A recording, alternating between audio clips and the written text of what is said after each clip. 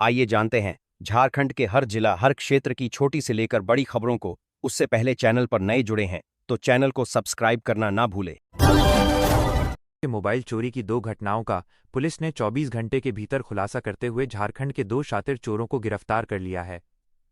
अगली खबर है कि केंद्रीय बजट महिलाओं के जीवन से जुड़े कई अहम पहलुओं को छूता नजर आया। स्वास्थ्य के क्षेत्र में दवाइयों के दाम घटने और शिक्षा के क्षेत्र में बेटियों के लिए छात्रावास जैसी सुविधाओं की घोषणा से आराम है।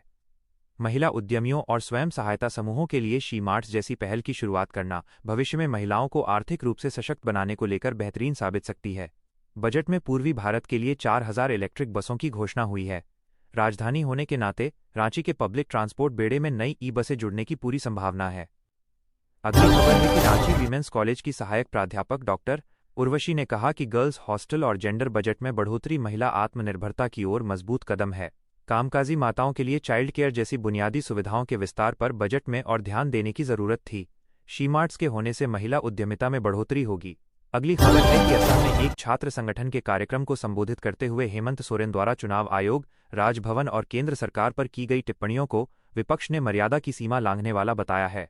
अगली खबर है कि झारखंड के मुख्यमंत्री हेमंत सोरेन के असम में दिए गए बयान को लेकर सियासी घमासान तेज हो गया है। असम में एक छात्र संगठन के कार्यक्रम को संबोधित करते हुए हेमंत सोरेन द्वारा चुनाव आयोग, राजभवन और केंद्र सरकार पर की गई टिप्पणियों को विपक्ष ने मर्यादा की सीमा लांघने वाला बताया है। अगली खबर है कि झारखंड विधानसभा के नेता प्रतिपक्ष और पूर्व सीएम बाबूलाल मरांडी का आरोप है कि झारखंड के हजारों छात्रवृत्ति से वंचित हैं, लेकिन मुख्यमंत्री इस मुद्दे पर चुप्पी साधे हुए हैं। वहीं संवैधानिक संस्थाओं पर सार्वजनिक मंच से आपत्तिजनक टिप्पणियां कर रहे हैं। बयान में कहा गया है कि जिस संविधान के तहत हेमंत सोरेन मुख्यमंत्री बने हैं, उसी संविधान में चुनाव आयोग को एसआईआर जैसी प्रक्रियाओं के अधिकार भी दिए गए हैं। अगली खबर है कि बोकारो में पुलिस को बड़ी सफलता हाथ लगी है। बिहार की एक कंस्ट्रक्शन कंपनी से रंगदारी की प्लानिंग कर रहे दरोगा के बेटे समेत 3 अपराधियों को हथियारों और सैटेलाइट डोंगल के साथ दबोचा है। अगली खबर है कि पलामू में पिता की मौत को बेटों ने ओझा गुनी समझा। उन्हें शक था कि विजय और उसके परिवार ने डायन बिसाही करके उनके पिता को मार डाला है। गुस्साए भाइयों ने विजय समेत उसके परिवार के 3 लोगों की निर्मम हत्या कर दी। अगली खबर है कि ये घटना दोपहर करीब 2:30 बजे की है, जिससे बस स्टैंड परिसर में अफरा तफरी मच गई। आग से बस संचालकों को लाखों रुपए का नुकसान होने का अनुमान है। अगली खबर है कि जेएमएम ने अपने एक्स हैंडल पर 5 बातों का जिक्र करते हुए कहा, इस बजट में इनका अभाव है। हालांकि बीजेपी की राज्य यूनिट ने इसे 2047 तक एक विकसित भारत बनाने की दिशा में एक दूरदर्शी कदम बताया है। झारखंड में सत्ताधारी गठबंधन वाली जेएमएम सरकार ने रविवार को केंद्रीय बजट की आलोचना करते हुए आरोप लगाया कि इसमें राज्य को नजरअंदाज किया गया है। जेएमएम ने अपने एक्स हैंडल पर 5 बातों का जिक्र करते हुए कहा, इस बजट में इनका अभाव है। हालांकि बीजेपी की राज्य यूनिट ने इसे 2047 तक एक विकसित भारत बनाने की दिशा में एक दूरदर्शी कदम बताया है। अगली खबर है कि झारखंड के नेता प्रतिपक्ष बाबूलाल मरांडी ने हेमंत सरकार पर बड़ा आरोप लगाया है। राय के आरोपों के बाद बाबूलाल मरांडी ने कहा कि ऊर्जा विभाग के खजाने पर सीधा डाका डाला जा रहा है। झारखंड के पूर्व मुख्यमंत्री और नेता प्रतिपक्ष बाबूलाल मरांडी ने सीएम हेमंत सोरेन पर बड़ा आरोप लगाया है। मरांडी ने अपने सोशल मीडिया पर लिखा, टेंडर मैनेज करने और कमीशन की उगाही में उलझने के बजाय अब हेमंत सोरेन की जेएमएम सरकार ऊर्जा विभाग में सीधे खजाने पर ही डाका डाला जा रही है। अगली खबर है कि झारखंड के मौसम को लेकर बड़ा अपडेट सामने आया है। भारतीय मौसम विज्ञान विभाग रांची केंद्र का पूर्वानुमान है कि आगामी 3 फरवरी को रांची समेत राज्य के उत्तर पश्चिमी और निकटवर्ती मध्य भागों में हल्के दर्जे की बारिश हो सकती है, जबकि शेष भाग शुष्क रहेगा और सुबह में हल्के कोहरे के बाद में आंशिक बादल छाए रहेगा। हल्की बारिश रांची, पलामू, गढ़वा, चतरा, लातेहार, बोकारो, गुमला, हजारीबाग, खूंटी, रामगढ़, लोहरदगा, कोडरमा, धनबाद जिलों में होगी। गिरिडीह, हजारीबाग और बोकारो जिलों के कुल 14 मजदूर दुबई में फंसे हुए हैं। इन मजदूरों को बीते 3 महीनों से वेतन नहीं मिला है, जिससे उनके सामने भोजन और आवास का गंभीर संकट खड़ा हो गया है। बताया जा रहा है कि इनसे तय समय से अधिक काम भी कराया जा रहा है, लेकिन मेहनत के बदले मजदूरी नहीं दी जा रही। आर्थिक तंगी और असुरक्षित हालात के बीच फंसे मजदूरों की परेशानी दिन ब दिन बढ़ती जा रही है। अगली खबर है कि कोतवाली थाना अंतर्गत मेदिनीपुर शहर में स्थित मेदिनीपुर मेडिकल कॉलेज एवं अस्पताल में एक महिला मरीज की मौत के बाद रविवार को अस्पताल परिसर में भारी हो हंगामा हुआ। मृतिका के परिजनों ने इलाज के दौरान नर्सों द्वारा मारपीट और दुर्व्यवहार का गंभीर आरोप लगाते हुए अस्पताल प्रशासन के समक्ष लिखित शिकायत दर्ज कराई। घटना के बाद अस्पताल में तनावपूर्ण स्थिति बनी हुई है और सुरक्षा व्यवस्था कड़ी कर दी गई। जानकारी हो कि मेदिनीपुर शहर के वार्ड नंबर 2 की निवासी वैशाखी खान 26 को अग्नाशय में सूजन की शिकायत के चलते कुछ दिन पहले मेदिनीपुर मेडिकल कॉलेज एवं अस्पताल में भर्ती कराया गया था। हालत बिगड़ने पर उन्हें क्रिटिकल केयर यूनिट में स्थानांतरित किया गया, जहां रविवार तड़के इलाज के दौरान उनकी मृत्यु हो गई। मृतका के पति अजीजुल खान का आरोप है कि शनिवार को ड्यूटी पर तैनात नर्सों ने इलाज के दौरान वैशाखी के साथ दुर्व्यवहार किया और थप्पड़ मारा।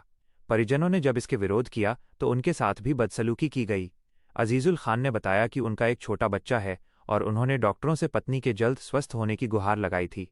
अगली खबर है कि सोना रोज 10,000-20,000 रुपये गिर चढ़ रहा है। ऐसा नॉर्मल तो नहीं है। फिर ऐसा क्यों हो रहा है? पूरी दुनिया में सोना खरीदने की होड़ मची है। निवेशक और ग्राहक तेजी से खरीदारी कर रहे हैं। कई देश भी इसमें जुटे हैं। चीन ने 2,303 और भारत ने 880 टन सोना जमा कर लिया है। ये आंकड़े अपने रिकॉर्ड स्तर पर है। माना जा रहा है कि ये सारा खेल अमेरिकी करेंसी डॉलर पर उठते भरोसे का है। अगली खबर है कि झारखंड के वित्त मंत्री राधाकृष्ण किशोर ने केंद्रीय बजट की आलोचना की है। उन्होंने कहा कि केंद्रीय वित्त मंत्री निर्मला सीतारमण ने अपने बजट भाषण में कहा था कि सरकार ने 3 कर्तव्यों को केंद्र में रखकर बजट बनाया है: विकास की गति तेज करना, क्षमताओं का निर्माण करना और ये सुनिश्चित करना कि विकास समाज के वर्ग तक पहुंचे। उनके वक्तव्य से उम्मीद जगी थी कि केंद्रीय बजट में कुछ ठोस और सार्थक प्रावधान देखने को मिलेंगे, पर इस बजट ने निराश किया।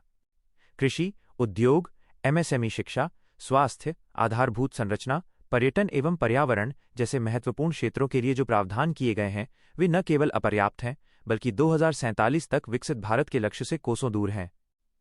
राज्य को उग्रवाद मिला था विरासत में, कई प्रक्षेत्रों में थी आर्थिक सहयोग की उम्मीद।